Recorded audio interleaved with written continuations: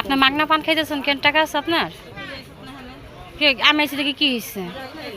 আমি তো এই যে ভিডিও করার জন্য আইসি। আসসালামু আলাইকুম মামা।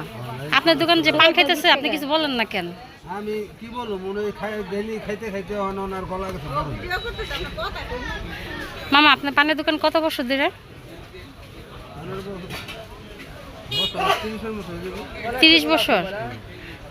আসসালামু আলাইকুম মামা, ভালো আছে? আলহামদুলিল্লাহ। আপনি ভালো আছেন? কালকে রাত্রে এসেছি।